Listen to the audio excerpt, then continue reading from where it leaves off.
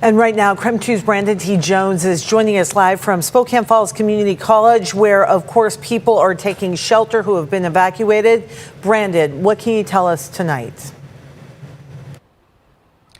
Tim, Laura, well, I got here to Spokane Falls Community College around 4 p.m. and there really weren't that many people here at that time, but as the minutes kind of ticked by, more and more vehicles started to pull up, and then it eventually led to kind of what we're seeing here right behind us. So you've got evacuees inside of the gym. You've got them right out in front of this activity center right here as well. And I don't know if I've never quite seen anything quite like this. Of course, I know, Laura, Tim, we were here a few years ago during the Medical Lake fires, and this was extremely busy, but something like this I haven't seen just yet. We do have someone here with Red Cross right now. Kristen is here with the American Red Cross, and first and foremost, we just want to say thank you for taking a few moments to speak with us. As you kind of look around, what information are you all telling all of these evacuees?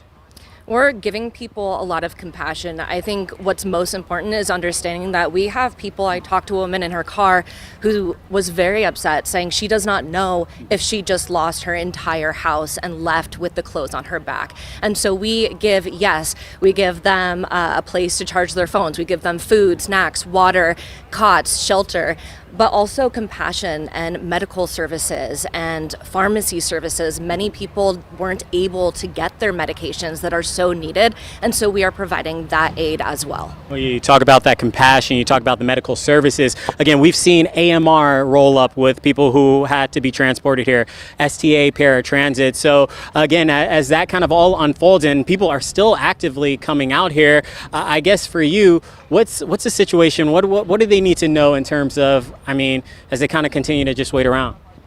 I think for us, what people need to know is we have amazing community partners here in Spokane. So I'm sure you see all of the animals. We have hamsters, we have dogs, we have cats. And so we have so many partners in Spokane who are bringing crates, helping us. We have medical partners who are helping people who might have additional medical needs. And as you've seen, we've had very young kids as well as elderly people come here. So we have a vast array of needs. And for people who are evacuating, one, we want everyone to be safe. We want them to listen to emergency management, follow these evacuation orders, come to an evacuation center, and secondly, download the American Red Cross emergency app, because that's where you'll be able to find where to evacuate to, what shelters are closest to you. Yeah, and Kristen, I know you all are slammed, and again, people are still showing up. Is there any estimate on how many people are here right now?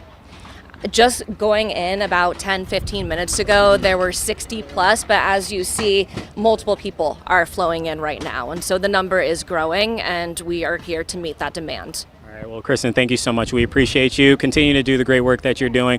We'll continue to keep you updated as well. Thank you so much. And then, again, as we've been here as well, we were speaking to a gentleman not too long ago. He pulled up in his truck. He had 4 dementia patients inside of his truck. And also, he told us at the same time, his apartment has gone up in flames. So they were making their way over, but he wasn't even thinking about himself in that particular moment. He was grabbing all of these individuals. If we can zoom in a little bit further, you can take a look and just see. I mean, again, you just heard Kristen say there's kids here. There's senior citizens as well, and again, dementia patients as well. So you can imagine the stress, the scared feelings that they may be dealing with themselves. So it's a very much active situation over here right now, and you can see we've brought out some chairs. The volunteers, American Red Cross, they're keeping people as up to date as they possibly can, bringing out waters, any type of snacks as well. So again, very much active situation. We'll continue to talk with American Red Cross, talk with some of these evacuees as well, but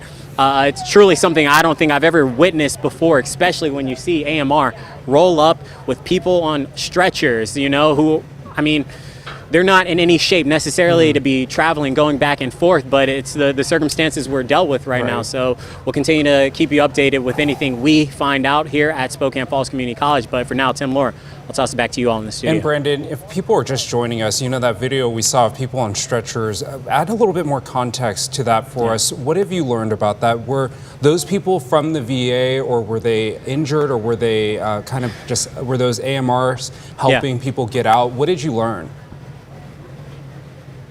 We haven't learned where exactly they were coming from just yet, but I do want to pull up a quick picture that, again, Don was his name, Don Simpson. He's way back there right now talking with those individuals he brought over here, and he brought a mug from the facility. It's called Brookdale 9 Mile Alzheimer's and Dementia Care. So those are some of the people who are out here right now. So it could be individuals maybe from there, it could be individuals from the VA. Again, those are details we're still actively learning, but they're setting chairs all up right here on the other side. You saw during the conversation I had with Kristen, people walking back and forth, people bringing bottles of water. I mean, I've seen this gentleman over here. He's been going back and forth all throughout the day, or at least since we've been here. It's, again, a situation really like none I've ever seen before here in Spokane. So as you kind of all process this, it's like you're trying to keep all of these families, all of these people who may be in harm or have been impacted from these fires of today. You want to keep them in your prayers. You want to keep them in your thoughts, and send any type of positive energy to them as you can. But again, I just can't express enough how much my mind was shocked when I was having that conversation with Don back there. And we'll try to get some sound from him here in a bit back to you as soon as we can. But it truly was shocking. And we went through an entire interview with this gentleman, probably 3 or 4 minutes, not realizing his own apartment up in the flames. So again, it's a situation where people are all coming together. They're trying to help out in any capacity that they can, and just kind of waiting on details, trying to wait on information about where their house or their apartment currently stands, whether it's been impacted by these flames or not. We did hear from the governor that we don't have a number, but reports of many homes or apartments. Yeah, we don't know structures that have burned. So we are waiting. We're efforting more information on that. Brandon, so give us some idea. You are outside of the small gym, correct, at SFCC, right? Yep. So yep, that's exactly right, Laura. Student Athletic Center. And there are quite a few people outside, and it is a warm night and so forth, so people maybe are choosing to be outside.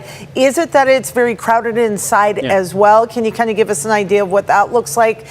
Because from what we're seeing, obviously it looks like quite a few people are there, but I suspect a lot more are inside as well. Yeah, no, I mean, there's quite a few people inside, Tim, Laura. I mean, it's also a situation, too, where I think they're trying to keep up with the crowds that are, actively flowing in. So they're trying to get everyone documented, getting them signed in as well. And so as that kind of continues to take place, it's getting a little bit backed up, as you can imagine.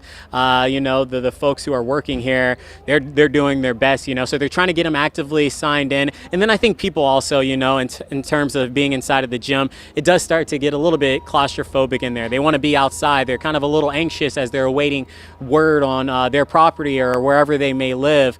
So I think right now it doesn't feel bad. There's a shaded area right here. So I think people, as they continue to roll up, they're just bringing the chairs out, trying to get them checked in as soon as they can, but bringing the chairs out to make sure they're at least comfortable. They're not standing on their feet, especially because, again, we're talking about these are a lot of them older folks, 80 plus years old. And again, they weren't expecting this today. They weren't prepared to have to evacuate, but it's just the circumstances that we've been dealt with. So I think the sitting outside is kind of just a part of that, where they're just kind of actively waiting. Hopefully they can get some type of word about evacuation orders being, cut down, or just any type of word on their property.